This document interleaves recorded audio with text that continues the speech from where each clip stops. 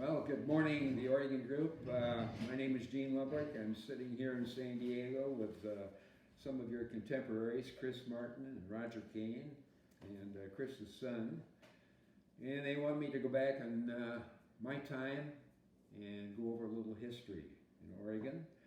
And so what I can do is, let's see, 50. I'll go from 70 to about 95 years ago in that period. I don't fit in the 90 group, but I learned a few things from my dad. And the first thing I'd like to talk about, I don't think anybody's talked about it before, is the development of the Oregon Golf Club.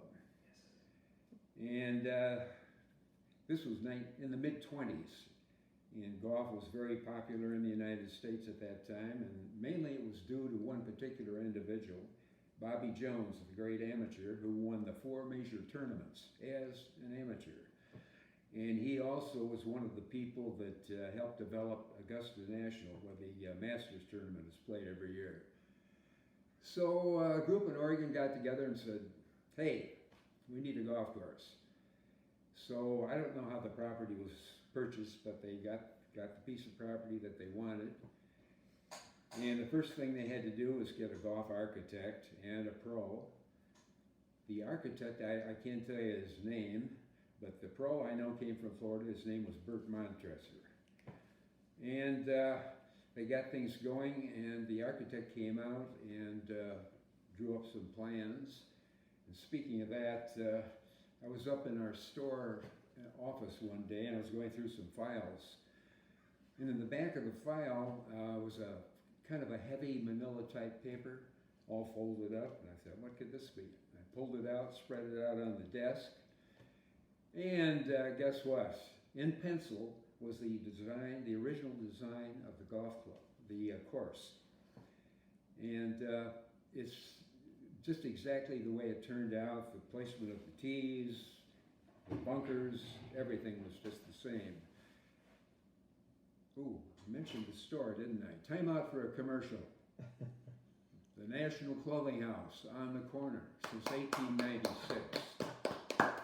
End of commercial. So the architect had it all set up. They went to work. The course was completed. It was in great shape.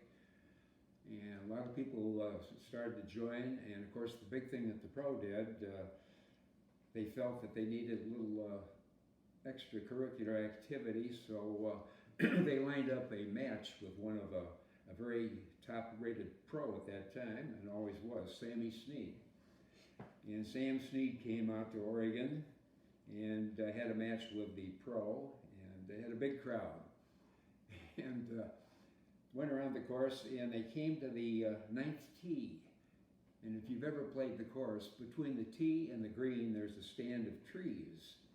And the original tee was off to the right of the present tee, or the tee that was, since the course is closed.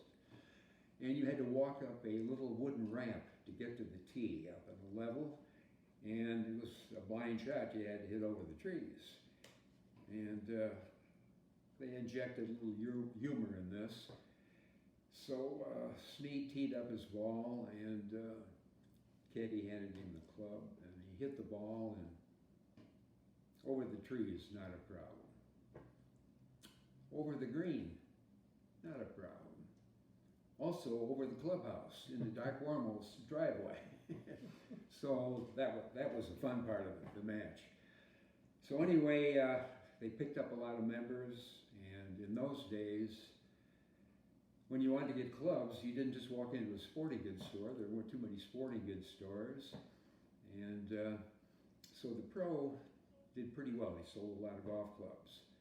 And he assembled them himself. They always used hickory wood shafts. And the grips were nothing more than smooth leather wrapped around the handle. And if you're playing out in the rain, it wasn't too convenient, a little bit slippery. And the club heads were, well, some were made in the States. A lot of them came from Scotland and England.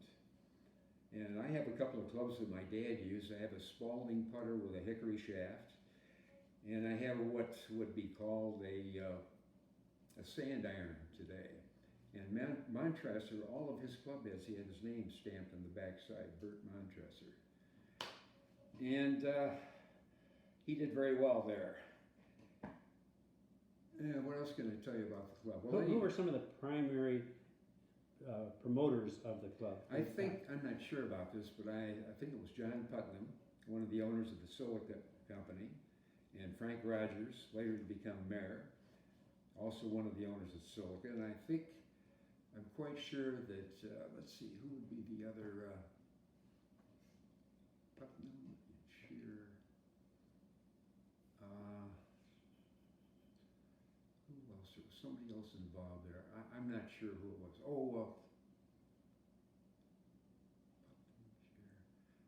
I don't remember who that was. But anyway, they got the job going, and it worked out very well. And the club was very successful for many, many years. Too bad it's not there now. But a lot of good times, a lot of good social life in the clubhouse, and a lot of rounds of golf were played there. I mentioned the ninth tee, how they moved that. If you played the course, if you walk up the roadway to the ninth tee,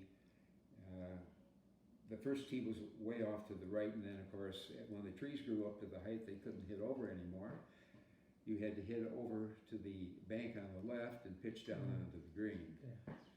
And that made a tough par 3. So I had a lot of good memories out there, and a lot of good social life. So your father was original member? He was, yeah, he probably, in the, 25, he was one of the original members. Right. Okay, next subject. I was thinking of the 5 major fires that occurred in the downtown business district.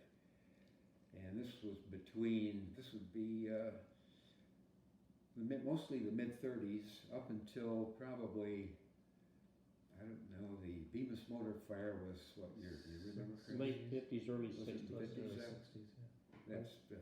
Well, the first fire that I remember, 60s. my dad came in my bedroom. It was the middle of the night, and he said our house was at 7th Street in Washington, and my window, you look east, and the sky was just a big ball of orange, and it was an overcast night, and so it was getting a lot of reflection too. It looked like the whole downtown was on fire. And my dad said, we better get down there. I was thinking of the store and every other store. So we got down there and we found that it was closer to the river, and it was right at the southeast corner of 2nd Street in Washington, just up from the bridge.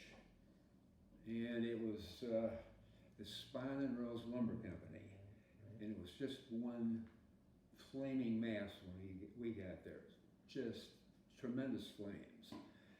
And fortunately, it wasn't a windy night, so embers were flying all over the place, because the major concern directly across the street was another lumber company, the Oregon Lumber Company. So if that would have gone, you'd have had a real fire. So this was controlled pretty well. They beat down the flames, and nothing left. And I know what went in there. I talked to Chris about it, the Dog and Suds. So Spahn and Rose was on the south side of 64. Oregon Lumber was on the north side. Right. And it was Oregon Lumber up into probably the 50s. Yeah, I 60s. think so. Is it a drive-in? No. The fire station, the new Oregon Fire District, is where the old Oregon Lumber was. Oh. There's a Dog and Suds and Bert Sauer's shop where the Spahn and Rose was. Yeah. The drive-in is still there, and it's a popular destination because it maintains a 50s and 60s theme, and Bert Sauer's garage is still operated as a garage. Oh, really?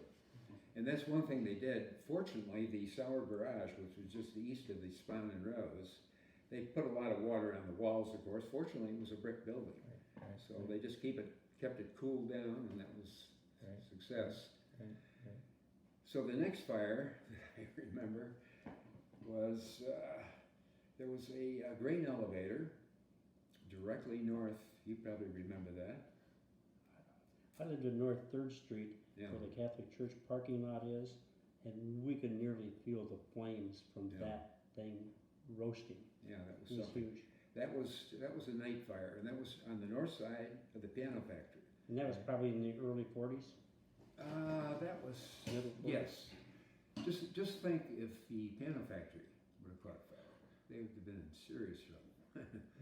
So they were very concerned about this, and they called for help from, I think, Byron and Mount Morris sent trucks down. And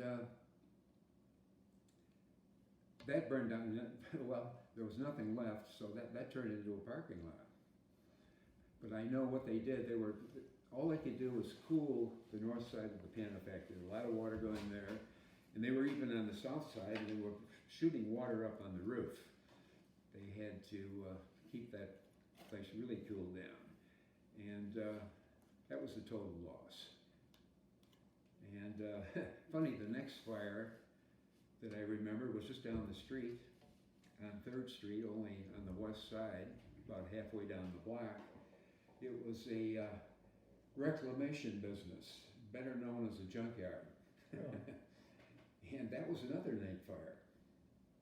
And that was, all they could do was cool the walls on either side of that, and that was a total loss. It totally burned out. Would that I be think north or south of the old hotel? it was north, and that was another concern because the old hotel was a wooden structure. So about where the sewing factory and Ross Code's Just- shop was. Yeah, and Spangler's, Spangler Plumbing was right on the corner, so it was kind of mixed right in that area. So I remember, you remember Connie Kopak? Connie was a great photographer, and he set up his camera out in the middle of the street, and he has some fabulous pictures of that. You see, I was thinking, did the fire department have a historian keeping track of all these fires? I wonder if they ever did that. I would really doubt it, but it's probably logged maybe in city records. It was a Yeah. city fire department at that time. Didn't become a district Yeah, until that's about true. 76. Yeah, so that was a total loss, and so it was very shortly after that. You remember the Kuntz grocery store? Middle of, Kuntz grocery store was located just north of the Oregon Theater, and I remember that burned on Thanksgiving Day, and I remember it was a cold day because a few of my buddies and I went down. We went through the back from the west to see what had happened, and as you went back in that driveway, it wasn't paved in those days. It was just dirt and a lot of check holes, and the water was sitting in there, was all frozen. And I remember they were throwing things out the back door, and we had some Hershey almond bars that were on the smoky side. They tasted pretty good though. So what Kuntz did after that, he stayed in business, and he moved over right above the bowling alley, and the store was there for quite a few years. And I was just thinking, on that block down to 3rd Street, here's the Kuntz store, had a Kroger store, had the Seister grocery store, Seibert's. Yeah. And right across the street, they had the A&P, and then just down a little farther, closer to the bank, there was the Ripplinger Meat Market.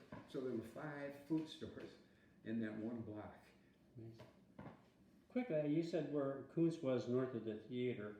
Reinder Olferts had a store there at Yeah. one time. Do you recall what the name of that was? Gosh, that's right, I forgot about it. We used to get in there and open the doors to get cookies out of the glass case. I remember Grinder well, yeah. I forgot about that store. I don't know if that was an A&P or if it even had a logo for, national logo. Yeah.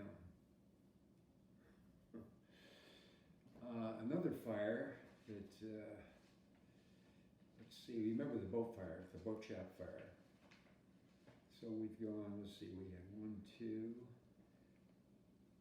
and the Kuntz, the boat shop. How about the toy factory, Bill the Olson's toy shop? factory. Yeah, there was never a fire there, I don't think, that I remember. He There built was. toys. Yeah. I knew he ran trim. He ran trim, but he Yeah, built He had toys. trim, he was Joe Reed was involved in that too. Joe Reed was involved. Yeah. Was that when it was across the street from the Oval Lumber Company? Yes. Oregon Lumber Company. Oregon Lumber Company. Yes. And they manufactured wooden toys Mm-hmm. before that. Then the big fire that you were talking about, Chris, Bemis Motor went down. And that was a very high fire. I remember we were standing over right in front of the Coliseum and you could just feel the heat coming over. And I know it singed all the leaves on those trees out in front of the Coliseum. That was a dandy. And they rebuilt, of course, and they're out of business now. And I think you told me that, what was it, a hardware store moved in there? Tom Felker, who owned the hardware store where Lyle Black's automobile shop was, he had a drugstore there. He added to the north of it, where some of those buildings were up to Putnam's house, and put in a hardware store as well. He bought the Bemis Motor property for storage and has leased trucks and moving equipment in there and stores all of his wares in the building. It still looks the same as does, though the rebuilt building is exactly the way they've done nothing to it. And do you remember the year for the Bemis fire? Was that late 50s? I think that was probably, let's see, 52, between 53 and 55. The reason I remembered about that age, Meredith Pryor, who was county clerk, kept her 1953 Ford in there. Nice looking hardtop, and it was destroyed in the fire. One thing that Johnny Franklin lost there, he had two Model A's that he used to drive around. And one was operable. He used to drive in all the parades. I can't tell you what year it was, but he lost both of those. That was a big loss for him. Too bad. So that's the last fire? That's the last major fire. There were 5 fires that I remember during that period. So you left it, because there was a fire in 1971 when the Oregon bowling alley burned. Oh, really? I didn't know that. So you were still in Oregon in 71, weren't you? Or you just left? No. Oh, I was Yeah, there, you left in 87. Yeah, I left in 87. Right. So you don't remember that fire? Actually, I was back and forth because from 83 to 87, I was just back in Oregon in the summertime. I think that was my fault on the bowling. I was fire commissioner at that time, so it was probably a derelict of duty there. I don't know. So I was thinking of another great subject that I know quite a bit about. Since your group is sitting in the old Burlington Depot, I had some good experiences on the railroad. And of course, at that time, it wasn't the Burlington. It was the CB&Q, Chicago, Burlington, and Quincy. And later, there were some mergers, like the Great Northern Pacific came in. It was the Burlington Northern. And then after that, the Atchison, Topeka, and the Santa Fe. So it was the Burlington Northern Santa Fe after that. But it was wartime when I first got involved. In the summer of 43, we're out of school, and everybody was crying for help. Everybody was in the service. The railroad was in trouble. They needed workers on the section gang. So a few of us got together and decided that, well, this will help the war effort. We'll have a nice job outside, cooped up in a factory. And it's hard work, and so that's good. That'll help us get in shape for football. So we went down to the section boss. His name was Carl Kiker. And I had known him because he was in the American Legion. I was in the Junior American Legion Drum and Bugle Corps, and so that's when I first got to know him. And I said, we have a few boys here that would like to go to work. And he said, well, we can sure use you. He said, well, let me tell you a few things. He said, this is not easy work, and it gets a little hot out there between the rails sometimes in the summertime. And that was all right. That didn't bother us. And he said, and let me tell you how we work. Monday through Friday. He said, by the way, the railroad runs on regular time, not daylight saving. We start at 7 o'clock railroad time, so that's 8 o'clock your time. Monday through Friday, we work 10 hours a day. Saturday we work 8 hours. And when you start a project on the railroad, if it isn't finished, you want to come back the next day to finish it. No, that doesn't work. it has to be completed, so you're gonna get a lot of overtime in. So we thought, that's still all right. We said, okay, come to work tomorrow morning. And speaking of help, one thing they did, they were so short of help, they got permission from the government, and they went to Mexico and recruited 150 Mexicans to bring up to work on the Burlington. And they spread them out between Chicago and Minneapolis. And we had about 20 that worked with us. They had their separate gang, and they worked in with us at times too.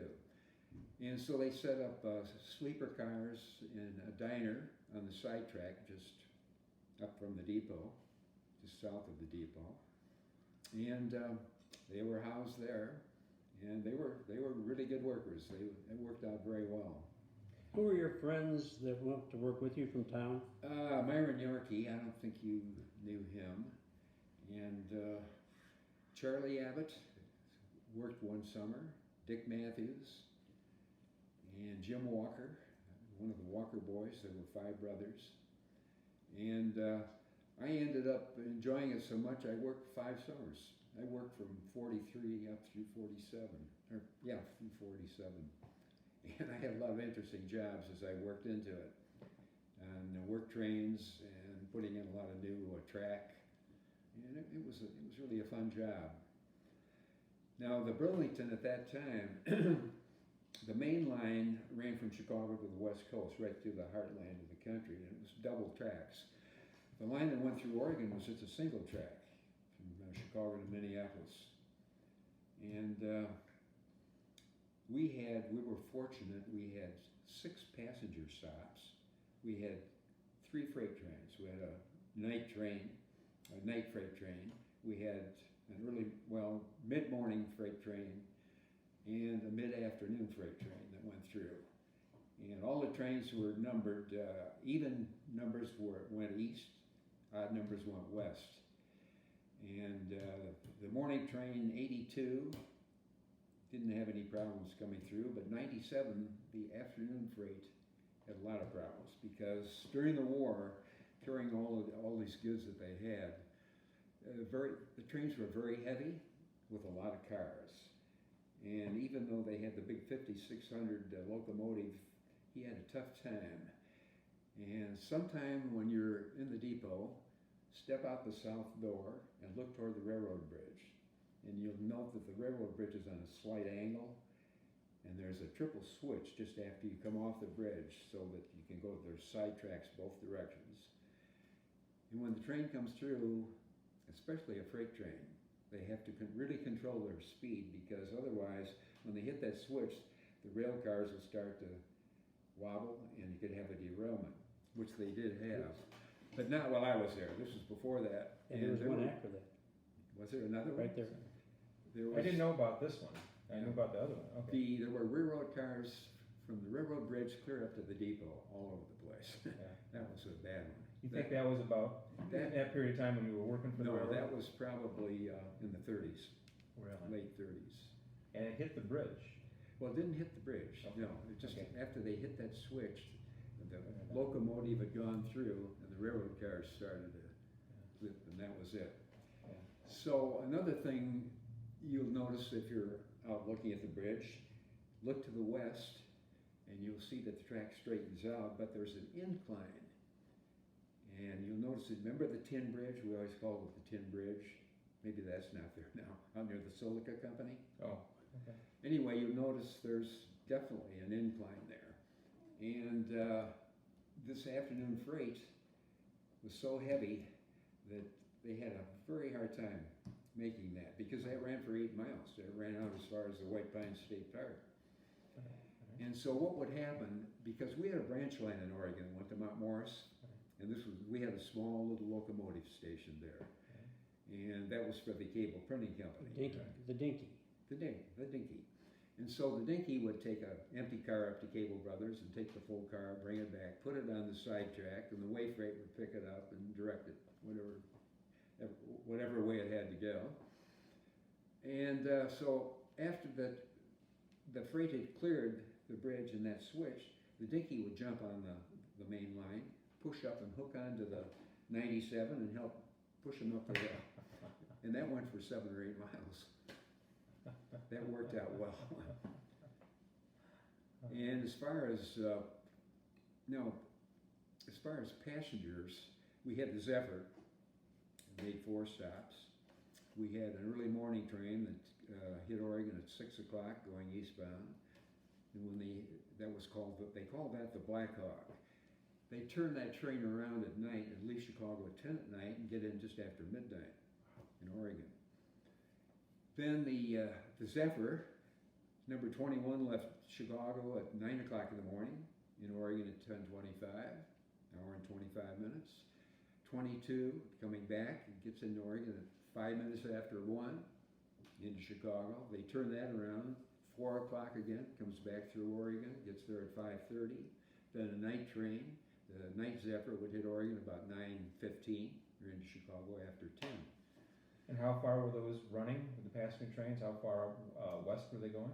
Oh, this is Chicago to Minneapolis. Okay. And this worked out, we had some commuters. There was a fellow that lived in Oregon whose son-in-law and daughter worked for cables. And they used to invite him out. He'd play golf. He enjoyed Oregon very much. And his daughter said, Dad, why don't you buy a house in Oregon? And you can commute to work. He says, how do I do that? She said, very simple. You jump on the 6 o'clock train in the morning. You're in Chicago by 8 o'clock. Jump in the cab and go to work. He was the comptroller at DePaul University. At night, you get on the 4 o'clock Zephyr. You're home at 5:25. Not a bad commute. A lot of people commute a lot farther than that. I would ride that many times going into a doctor. There would be Jerry Fear and some other attorneys going in for the day to do their business. I used it quite often. What a convenience. Yeah, it worked out well. What was the fellow's name with DePaul? Max Scher. Max Scher. Yeah. Lived in the Mackey house up on the old Mackey Mount house. Morrisville. Yeah. So with the Zephyr, it was something brand new, a nice little stainless steel train. Also the first diesel train that went through Oregon. And at that time it was the fastest passenger train in the country. Between Chicago and Minneapolis, it averaged 78 miles an hour, which is pretty good. Pretty good. Not bad. Before you leave the railroad subject, in your memory, was the hotel across the street from the depot, was it active when you were a youth? That was the DeLoss Hotel. Right. It was active. Right. And as a matter of fact, one of the fellows that, one of the old guys on the section gang lived there. Mm-hmm. And they served food, and they had refreshments, candy bars, and whatever in there. So the people that stayed at the hotel would choose to stay there while they were trying to connect to another train? No. Well, maybe in the old days. in the old days, probably was a connection point. It was a connection point. And way back in the old days, the Mississippi Hotel, they had let's see, what was his name? I didn't know him, but I remember my grandmother talking about him. His first name was Bert. I can't think of his last name. But he would meet the trains and in a wagon. Right. Horse-drawn wagon, and cart them up to the Mississippi. Right. That goes back quite a few years.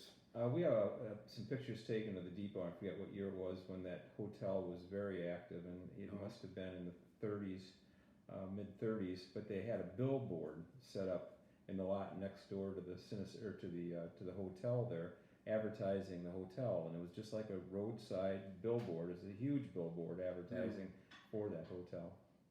And I also have been told that a lot of the, maybe you remember, the Mexican workers stayed in some provided cars down there by the railroad. I don't know, during the period they brought them after the war, but they also played a lot of music down there and played a lot of guitar music, and they'd sit out at that hotel and play music on the weekends. And there was also a park right directly east of the depot, which was grassed area, and it had lighting, and I think a lot of people would. Do you remember that little bit of grass park there? No, I don't remember that. Well, getting back to the trains again, when there was the merger hadn't taken place with the Northern Pacific at this particular time, but the Northern Pacific only went as far as Minneapolis, and they needed access to the Chicago railroad yards because once you get in Chicago, they can get their cars going any way, any direction. So they went to the Burlington people and worked out a deal so that they could jump on the Burlington tracks so they could get into Chicago. And most of their trains were night freights, and they had as many as 3 and 4 would go through every night. Wow. And these are very heavy, very long trains, and so you could see how they were beating up the roadbed, and there was a lot of maintenance to be done. They only had one passenger train, and it went through 3 days a week. It was called the Empire Builder, and this was a luxury train. It was a coach and Pullman car, both, and it ran all the way to, I guess, Seattle, Portland area. Oh, there was one thing I was going to tell you about the Zephyr. Why did the Zephyr stop in Oregon? First of all, it was set up, there were just 3 cars to start with, the engine, 2 other cars, and of course, since that time it's expanded considerably. And is it still running? No. It was one of the last ones to. Yeah, I don't know how many trains are going through Oregon now. 32 to 33, maybe 34 a day. Really? Chrissy Myers was a train freak. Oh boy. Our former mayor, my freak. namesake, and he was a railroad buff, and he kept down the railroad every day. Terrific. He had known a lot about the stats of the railroads in Oregon. So they worked out a deal with the Burlington so that they could jump on that track, and it worked out well for them. And the reason the Zephyrs were stopping in Oregon? the reasons the Zephyrs were stopping in Oregon, well, you've all heard of ex-Governor Frank Loudon, who lived on the Sinisippi Farms just south of Oregon on the east side of the river.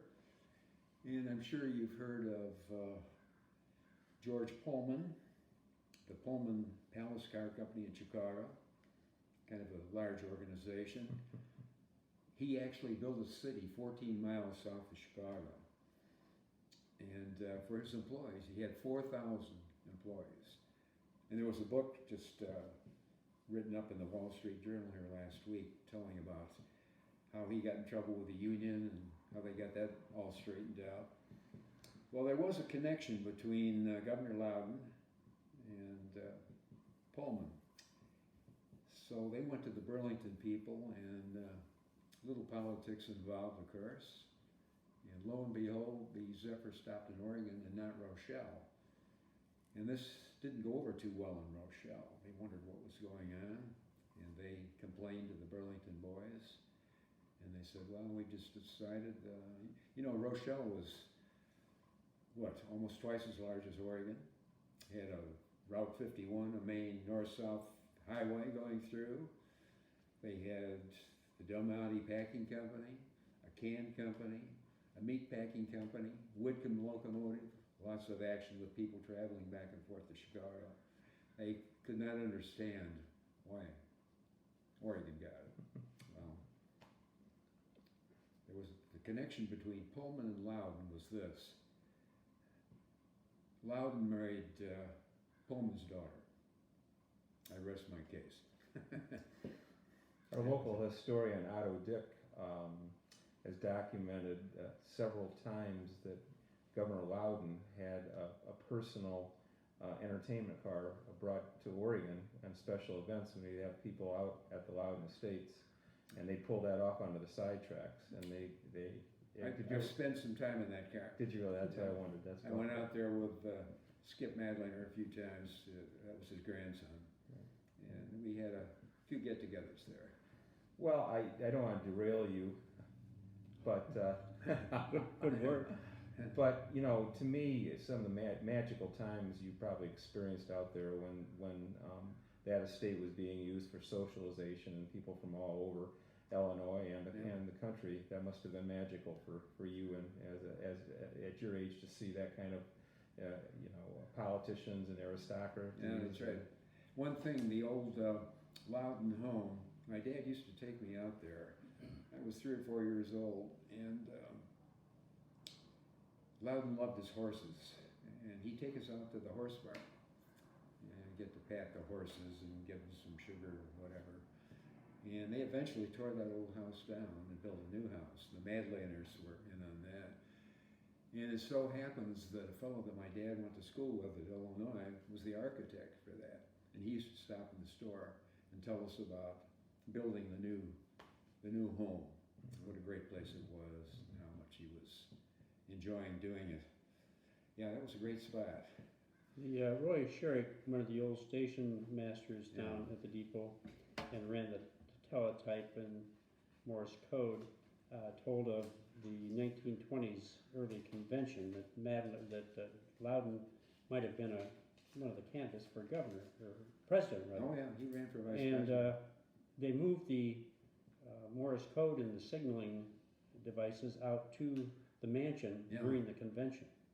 And he had made a lot of notes from that time. Yeah, that was a great spot. I don't know who's living there now, but The estate is for sale. of course, It's on the market. Dr. Miller, that was Governor Loudon's sister-in-law. Her husband was a professor at the University of Chicago, and they lived out there. He used to spend a lot of weekends in Oregon, especially in the summertime. Yeah, Mr. Miller's sons lived there for a while, Phil and Warren. Phil and Warren, yeah. Warren is up in Santa Barbara now. I think he's still there. He still comes back to He Oregon. visited with sometimes. us at the depot 6 months ago. He came down really? and spent the day. Yeah, so Very good. it was wonderful to have him. And he's going to come back this summer and do a presentation of his recollection of the days, much like you're doing today. He is still in Santa Barbara, I think. Yes, he is. Yeah, he's in good health. Looks great. Yeah.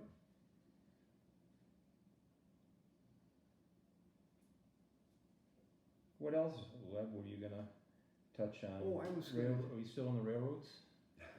We've had enough railroad. Okay. I told Chris that I asked him about the old swimming pool because I spent 2 years there, and he said that's all been dug out now, and they're going to have a little park. It's beautiful. I brought pictures along. Oh, that's a very good You, idea. you were my swimming instructor back in the middle, Yeah, early well, let's 50s. see. What happened was we had a polio scare in the mid-40s, and it was more than a scare. It was really bad. And Rockford was really hit. They had, I don't know how many deaths up there. The two types of polio, the paralysis type and the bulbar.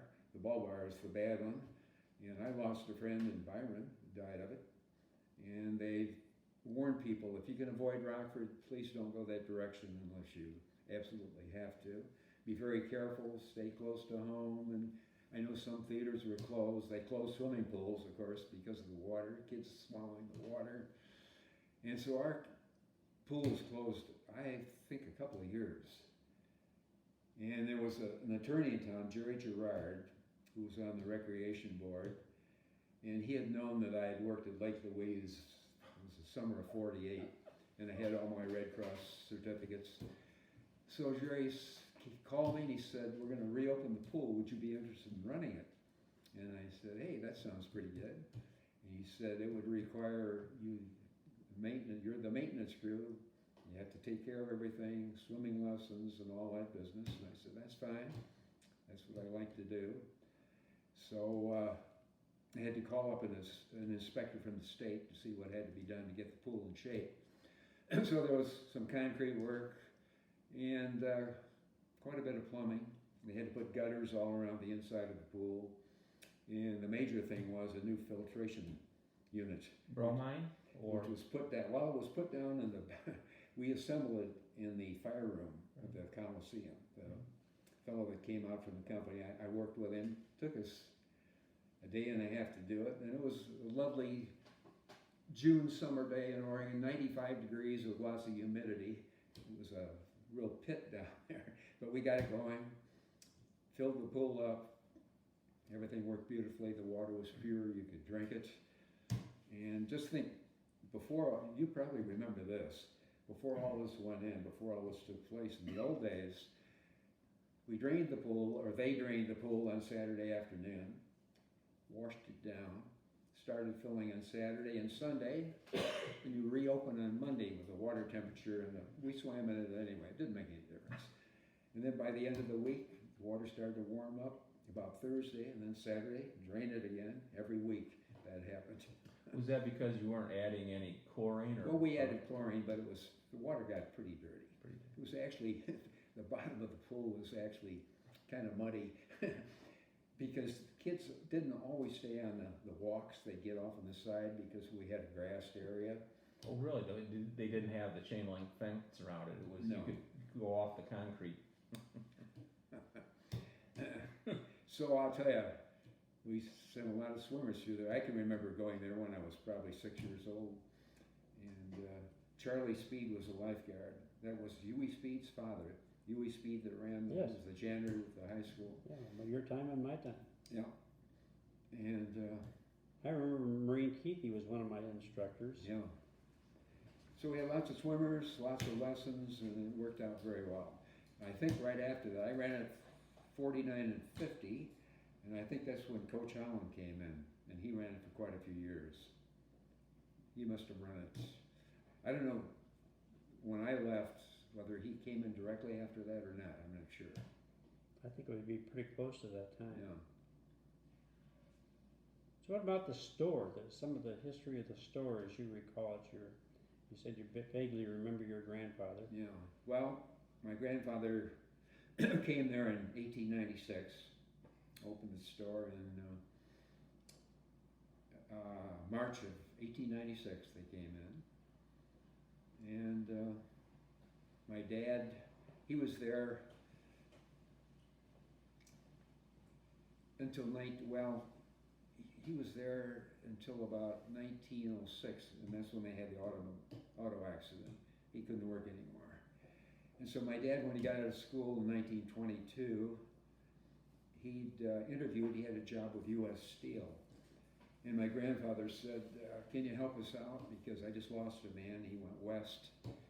And my dad said, sure, I can help you out for a couple of weeks. And after a couple of weeks, he liked it so much, he said, maybe I don't want to go to U.S. Steel. Maybe I'll stay here, run the store. So he was there for 56 years. Worked the day before he died. Never spent a day in the hospital. I don't think he missed more than 2 days of work. We finally kicked him out for vacations. I remember him on Thursday afternoons when he wasn't playing golf. He'd be working out in his yard. Yeah. Just hard as could be in hot days. So I was there for 26 years. I came out in 1955, and then I sold the store. You both went to the University of Illinois. Yeah. Correct? I sold the store in 1981. Too bad it's not there, but that's the way things go.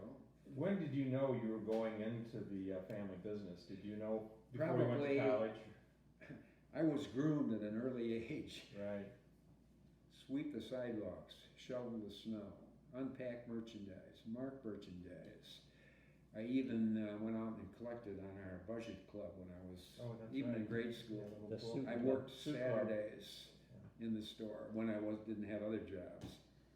And even when I worked on the railroad, after Saturday's work, up to the store Saturday night to work. Did your dad pay you in the early days when you were little? Did you get a little allowance money?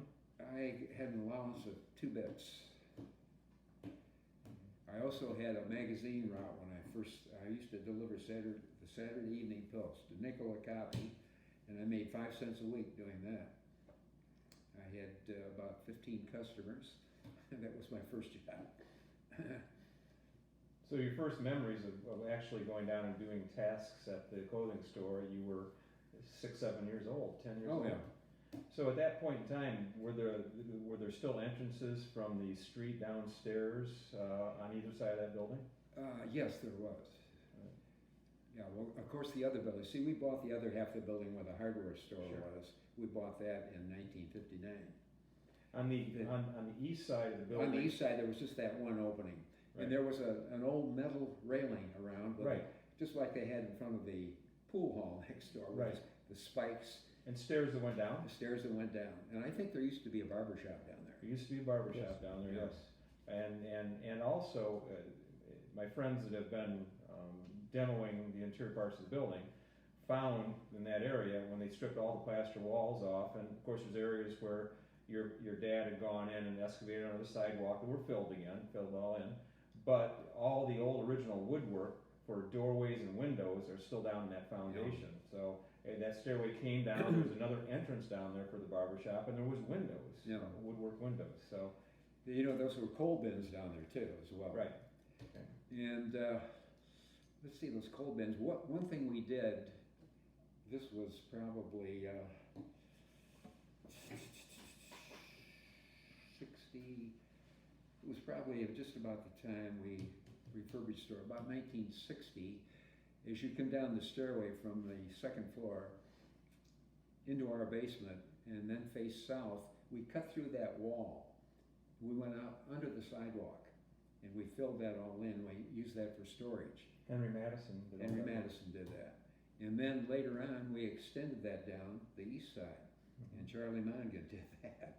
So we picked up probably, 800 square feet for storage, which helped greatly. That's kind of amazing that, because Otto Dick worked for Henry Madison back then. That's right. And he was a young man, and he worked all summer on one portion of that. I assume it would be the south portion of it. And he said they took everything out in buckets and hauled all of that earth out in buckets, and they hauled all the concrete back down to and block and brick it up. He said it was a terrible job. I'll bet. Physically, so. I hear now they fill that all in with sand. It's all been filled and blocked in, yeah. Because we had a deal with the city, 100-year lease for that. Well, I've been told that your dad actually took liberty and went under that sidewalk without permission on the east side. I don't know if that's true or not. That's a possibility. We're not going to tell. We will not tell. Well, Charlie Mongan wouldn't do something like that, would he? No, I don't think so. As long as we had the permission for the one sidewalk, naturally. Naturally. It just extended around the corner a little That's bit. the story I've been told by reliable sources. Makes sense to me. So some of the businesses upstairs when you were there, Chet Landers, Rex Chet Walters. he was a magistrate, and he had a collection agency up there. And then on one side we had some insurance. There were rentals. There were probably 3 office spots down the west side, and then Fear and Nye. Well, it used to be Seister and Fear were up there, and the stairway got too much for some of their clients. So I guess that's when they bought the house. The old. My wife worked up there with Dolly Kaufman for quite a few years in the 60s. So they had the whole east side from the front of the building all the way down. And that law office was there for years. I mean, Bill's grandfather was the first one there with, let's see, Seister boys. I think they went in together, Bill's grandfather and Mr. Seister. Well, Bill's grandfather was upstairs on the very east side of the building, right. Right? We have some good pictures. There's a fireplace up in the very southeast corner up there that's still intact. Yeah, Jerry went in there. Speaking of removing things down in the lower level below our store, I was in that one area one day and I noticed this glass sticking out, and I pulled it out and it had been broken at the top, and here was letters, Seister and Fear, law office. So I washed it all, cleaned it all up, and I took it down gave it to Jerry Fear, and they had it framed. It's still hanging in the office down there, I know. Oh, it is? Yeah. That's good to know. Well, say, speaking of the old house, 607 Washington Street, there was a law office there at one time. Did you know that? Okay. Yeah. Okay, there were Mix brothers in Oregon. One was a builder, and one was a lawyer, I believe. And the bed and breakfast up on the hill where Bill Fear, next to where Bill Fear used to live, the red brick house, Mixes lived there. The other Mix lived down below where my folks were. And he had a law office in that home. And if you go on the main floor, the second bedroom to the south, and walk in, there's a porch, the side porch. That's where they entered to go in that law office. there's a door there. And the last time I was there, the glass is still there with an M on it? Yes, it is. Is that still there? Yeah, we're really careful to make sure that stays there. You know how old that is? It's at least 105. Wow. And maybe more than that. I'm not sure. It could be 110 years old. A question, Roger Etnier was about back at your era. Oh, yeah. So I'm in the basketball picture there. Can you give us a little history about you and Roger, your friendship, and Roger's growing up in Oregon? He was reluctant to get together with us. He offered to a couple times, but we never had the opportunity to sit down with him. Yeah, well, Roger's grandfather and my grandfather were great friends. E.D. E.D. And that's the car that my grandfather was riding in when he was injured. So, and then of course, Roger's dad and my dad were great friends. There was a little age difference there.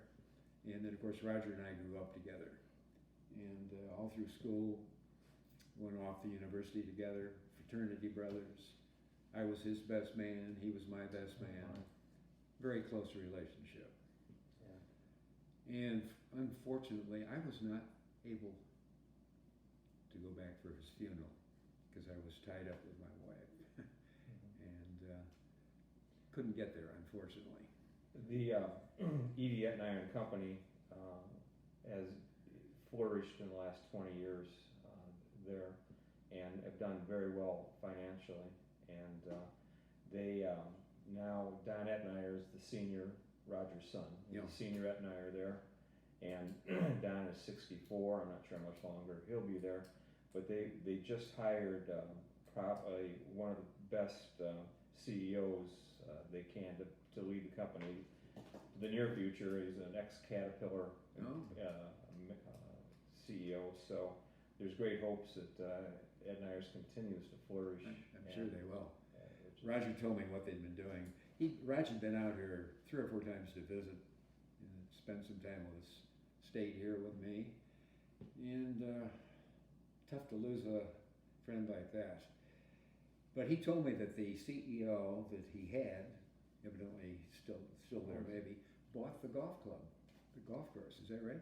Yeah, I've had some conversation with him, and 2 years ago, because my brother Mike worked there and knew Tom Brown, and I inquired of Tom Brown because he really just closed the door on the clubhouse and has not touched it since. Oh. And I've tried to convince him to turn over and allow us to remove memorabilia because all the pictures are still hanging. Oh, yeah. And initially he had agreed to let this happen, but he's kind of rethought it. But I did want to tell you that the original Manila sketch of the course is in his possession. Oh. And he was real quick to tell me that would never be included in anything he'd ever let go of. At some point in time, I would like to convince him of that, but he doesn't. So, yeah, Tom Brown bought the golf course and has really done nothing with it, but he does mow it and keeps it mowed. So at least does he let people in there in the wintertime to slide? And ski? Absolutely not. He's very, very strict about trespassing. No one's allowed. Well, how can they check it anyway? He watches it. Yeah. So. Yeah, he retired probably 3 or 4 years ago. They had a part-time CEO, and they've just hired the new Caterpillar. Where does he live? He lives south on Daysville Road. You mean Brown? Yeah. They built a new place on South Daysville Road, back way up, probably just near the Loudon properties. So Roger, when you went to college, did Roger go to college at the same time? Yeah, we were there together. Were you? Oh, I didn't know that. Yeah, we went together. You went to graduated from the U of I too. Yeah, we went. We were fraternity brothers. Yeah. Went right in together as freshmen. And you graduated in what year? 51.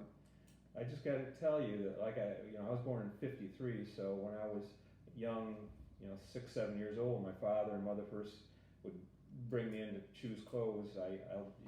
The memories of you and your dad as being some of the most cordial warm and inviting. Just came. Was a memory I think everybody that ever dealt with any of you or your employees, I mean, at the store were nothing but fabulous. It was just a We warm. had a great operation, and we did well there, and we had lots of good friends, lots of loyal customers, and worked out very well. I had a meeting with Libby Hines last week. Her Oh, husband yeah. passed away, young fellow, and I told her I was coming this direction. She said, "Be sure to tell you hello." Yeah. Mark used to work for you. Mark used to come in part-time. part-time. He loved to come in and work in the store. Yeah, he was there at Christmas and whenever we needed him. Local musician? Wasn't Mark the musician? Yeah, he and Bud Akel, the fellow that worked at the, Bud was a drummer. Right. Mark played the bass, and they had another fellow, but who was it?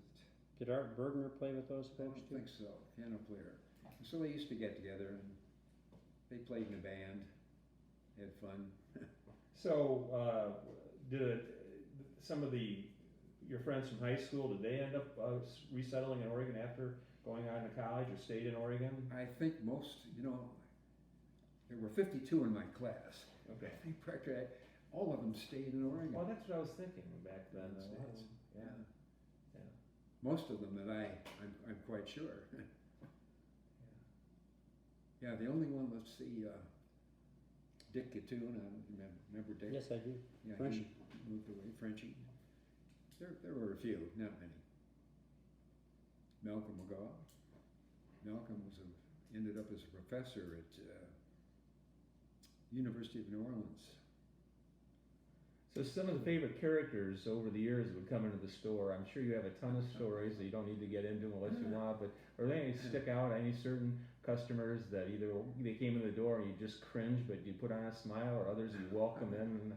Well, we had one fellow, Mickey Delaney, who was originally from Rochelle, and he worked over in Oregon, and he was a wisecracking Irishman, let's put it that way. He was also a boxer, and whenever he would, I don't know where he was going, but he had several stops. He'd always stop in different places when he came into town. And when he came through our store, in through the front door, strutting through, no money is going to exchange hands, just a friendly greeting. And out the back door he'd go. He was a character. And we had a fellow who was a mute, deaf, Jack Dawsett, who used to come down, and he used to do a lot of cleaning, wash the windows, doing a lot of different jobs in the store. And Jack would just come down and stand at the back of the store for hours. And he did a little yard work for my dad as well. He was a well-known character, and he would always go up and get the mail at the post office, and they called him Squeak. Yeah. He was a great old guy. The old shanty, the hamburger shop north of the hotel. A lot of stories come up on that, but they're a little not clear. What can you tell us about the shanty? Well, the only thing I remember mainly about the shanty was before you went to the matinee at the theater across the street and paid 10 cents to get in there, you got 2 nickel hamburgers at Snodgrass's and took them in, ate them in the Squeaky theater. Snodgrasses. Yeah. There was Mr. Snodgrass and his wife and Hal. And Hal, people would come in and Hal would always say, he had kind of a high squeaky voice. And they'd order a hamburger, and he said, do you want onion or pickle? And somebody said, both. And he says, what the hell do you think this is, a gift shop? Well, yeah, I think one of the things I remember most about you and your dad, and this is what you guys were, a number of things you're good at, but going in there, you would, your regular customers you had an eye for. So when you bought things knowing, I think, with customers in mind, and you always had something that your customers wanted. And I think that's because you guys were smart enough to spot what it was that kept your regular customers coming, whether it was value or a style or something like that. Because you would always have things out of your hands and displayed before you could almost sit down that appealed. And that's what made that business, I think, hugely successful. People were better attired back in those days. The businessmen up and down the street You know, the Or one thing six. that's really changed a lot in this, JFK was probably one of the culprits. Nobody wears hats anymore, but of course, with all the caps that kids are wearing, they're maybe get used to having something on their head. This will change. But the hat business in those days was really big. I mean, everybody wore a hat. Even you see pictures of the baseball games. Everybody's wearing a hat at the baseball game. They're all dressed Oh, up. That's the way it was. But no more. Saturday nights at the clothing store, I'm sure at one point in time were pretty big. Was that ever a good night, or was that Saturday was the day that all the farmers came to town, and they would visit outside the stores, visiting their friends. And finally, about 9:30 or 10, they decided to shop. That's what I heard. It was late or something. Yeah, a lot of times we were open 10:30, Yeah, 11:30 at night. they'd rush to the barber shops and the stores to do their trading after they finished their exchanging of stories and gossip. Saturday night was a big night in town. Saturday was a very busy day, always. Parking meters didn't deter them at all, did they? No parking meters then. Definitely not. Lev, what else was on your mind that you wanted to touch on? Anything, or should we just throw some subjects out there now? Well, any questions you might You know, have? there was a story on the golf course, Stan Jaworski. There was a story about him shooting the best game ever out there. Do you have recollections of that? Nobody, I don't think, ever shot a 59, but it was close. Now, Stan was in there, and par was, as you know, 35. And no, I think the closest was somebody shot a 61. Now, Stan had, you remember, let's see, who was the pro?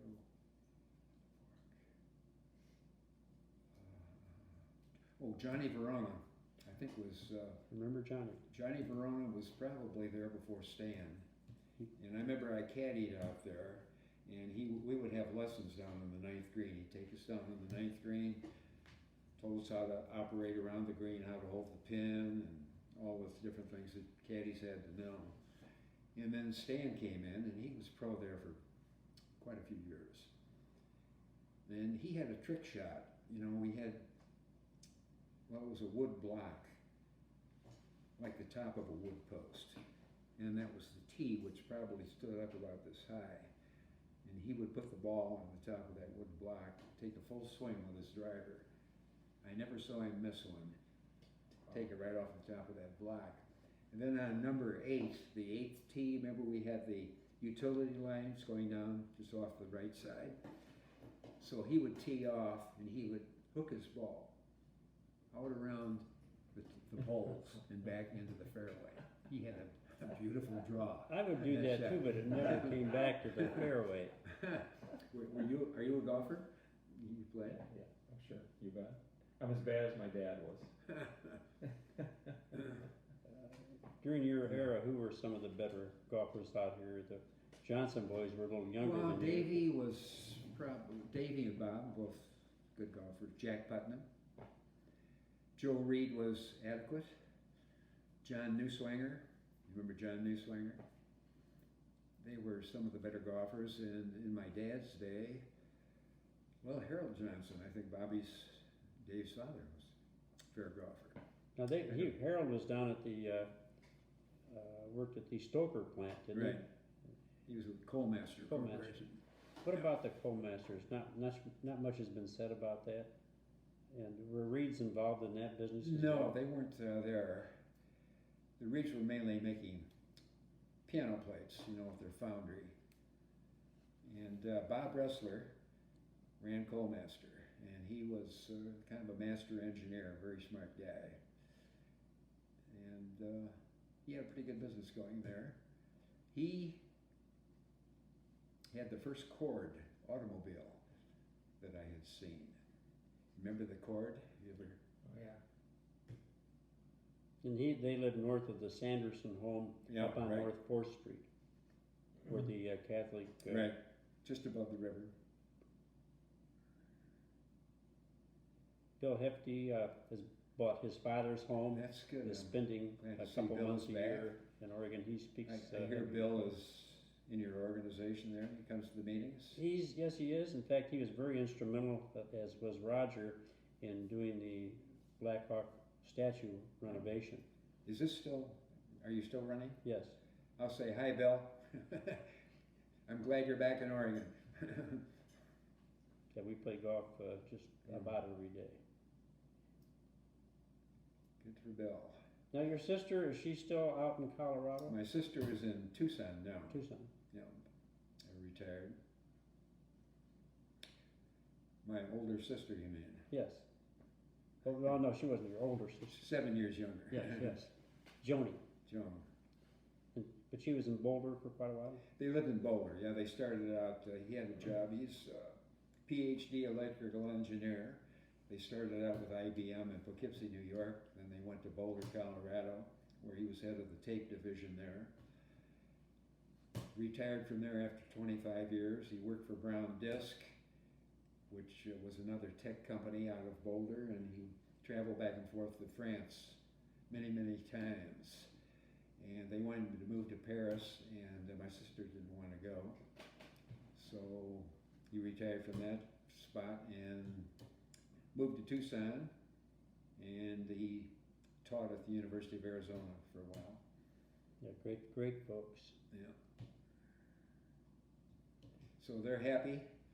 He still plays golf.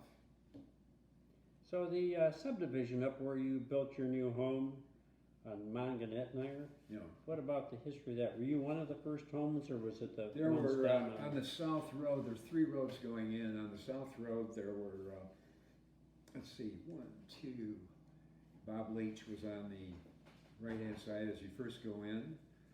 And there were 3 other homes up the left. And then on the north road, Chuck Eman was right on the highway there. And the Bennings were on the middle road, clear up on the hill. And on that middle road, there were probably 2 or 3 houses when I built. And I built there starting in '59. Moved in there in '60. And you had one of the first homes with electric heat, as I recall. Yeah, right. So Henry Benning, he was at the piano factory. He was, yeah, he ran the piano factory, Cable Conover. And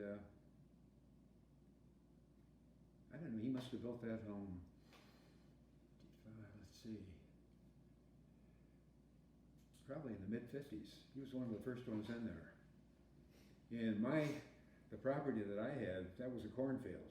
I remember first going up there, walking in, and decided that this was the lot that I wanted, and started building in '59, moved in '60.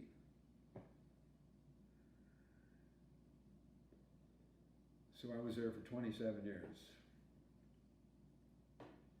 Who were some of your foursome on like a Thursday afternoon? Who would be in your foursome out the golf club? Well, John Franklin, Bill Fear, Dick Matthews, Jim Rogers. We had a fella from Rockford that played with us quite often. And we mixed it up. We had a couple of foursomes. We had some good times out there. Thursdays, probably. Thursday afternoon. Yeah. All the businesses, the bank would close down at noon on Thursday. It was time to go play golf. Yep. What about some of the play days? You had some pretty Well, we had notorious times out there. We had a north-south play day. Everybody north of Washington Street on the north team, everybody south. Businesses would close up, and I forgot what we charged. Everybody had a ticket. Everybody donated prizes. We'd have a drawing, and a little beer did flow out there at times, and everybody seemed to have a great time. Big dinner. Yeah, Bud Akel and I ran several of those. It was pretty wild time. Yeah, that was good. You know, that country club opened up a world of way to use your free time and be involved, because prior to that, there wasn't much, you know, outside of churches and events, there wasn't a lot of socialization places. No, that's true. That probably was just a whole new world to you guys. Yeah, that club was really good for the social life. It was outstanding. Then we had a lot of people from Mount Morris. Right. A lot of Mount Morris members. I don't know what the total membership was at its height, but it was probably, they must have had a couple of hundred. I know there was, I was born in '53, and I was raised out there with my parents because they spent so much time out there. There was always an event. I mean, you had social mixers. It seemed like once a month there'd be things. Well, at least, yeah. And then of course they had a beautiful dining room. Yep. That dining room was just a gorgeous place to eat your dinner at. Unfortunately, we had good people in the clubhouse, managing the club, and their wives were all very good cooks. Well, you also offered a place for them to live during Yeah. during the season, which was probably helped get the kind of help you needed to keep We it had one couple that were there for quite a few years, Jack and Jenny Waddell, who lived in Florida, Yeah. and they had a son who used to come up in the summertime and help out. They were there, boy, I'll bet at least 15 years, I think.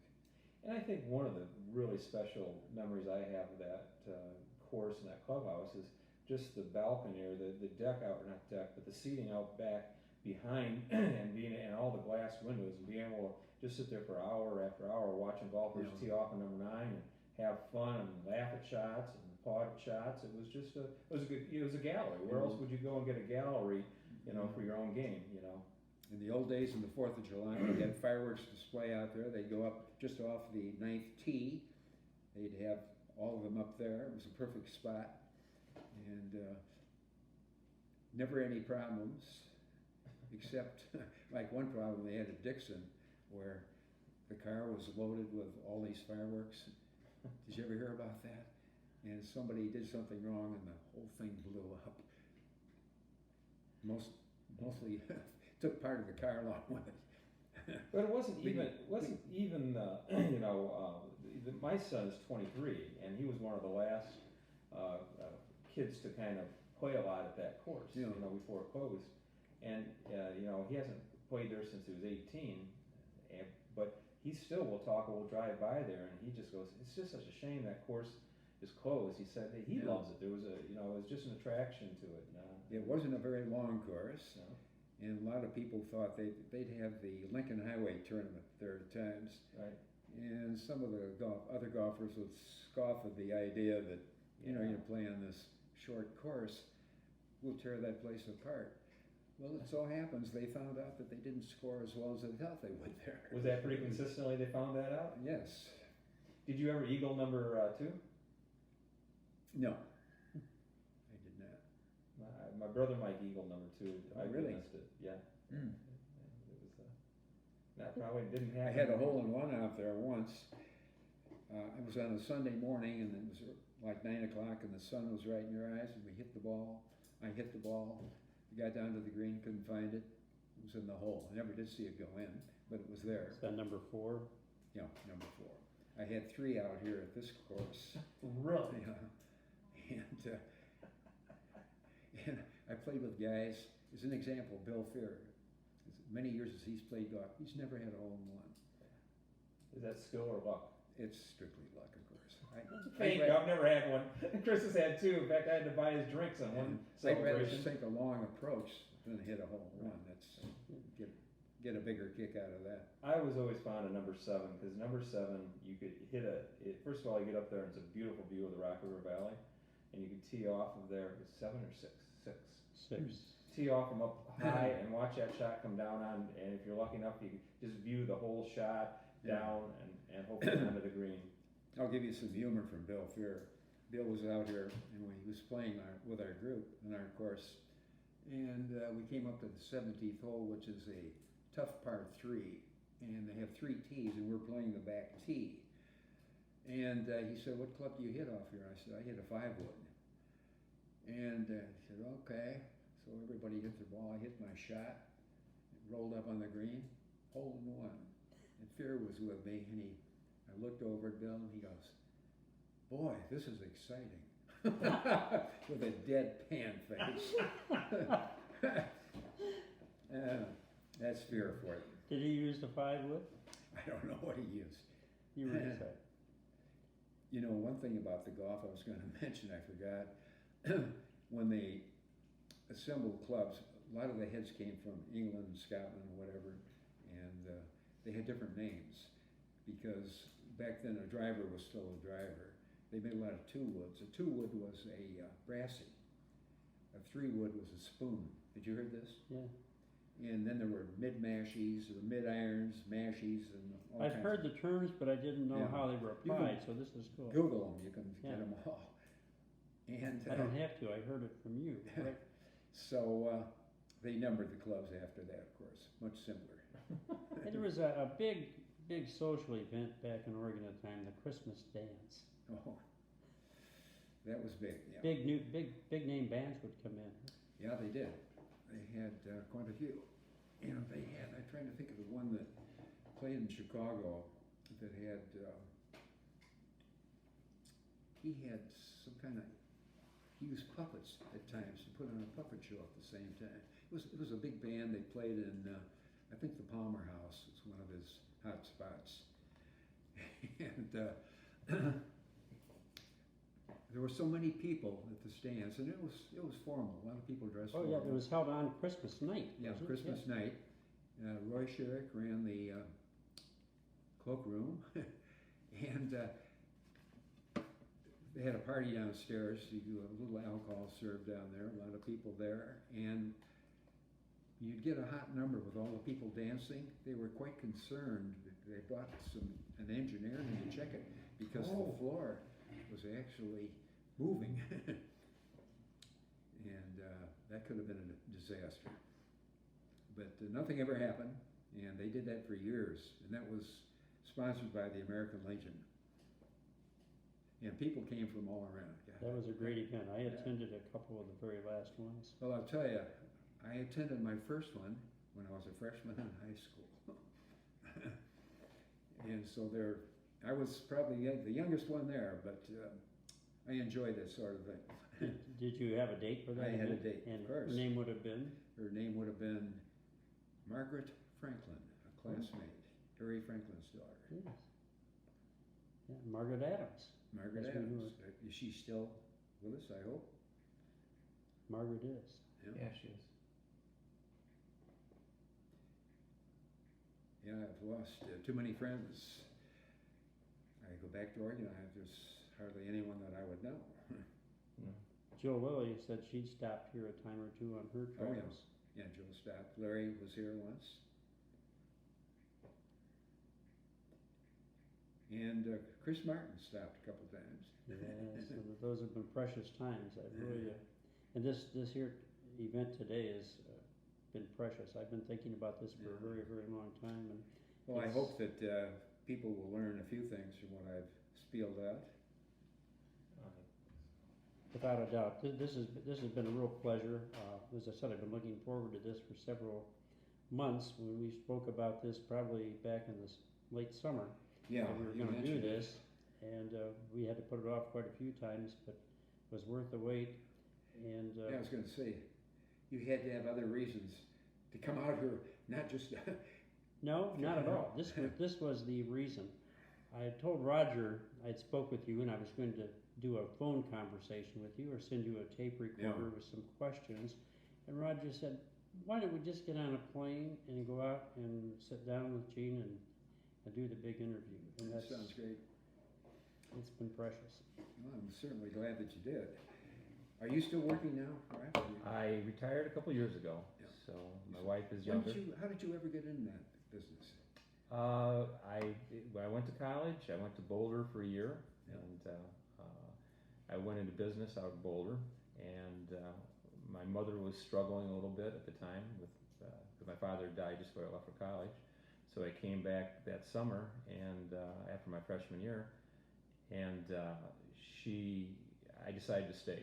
So I enrolled at Northern, and I roomed with a fellow that was interested in woodworking, and so I got an IT degree and a teaching degree, and I taught for a year, and then I opened my own business. Very good. So it was just You've done very well. I was proud of you. done well with it. Yeah, it's been wonderful. Good. I've employed at times over 100 people, and it's been real I gratifying. was with your dad about a week before he died. My dad and I went up to visit him I'm at going to do the a house. picture of all three of us. And, Great guy. Yeah. What year was that that he passed? He died in 71. 71, that's right. But he was young. I mean, he was, I think, 53. 53. Our fathers both worked at Etmeyer's. They both died in 71 at age 53. Ooh.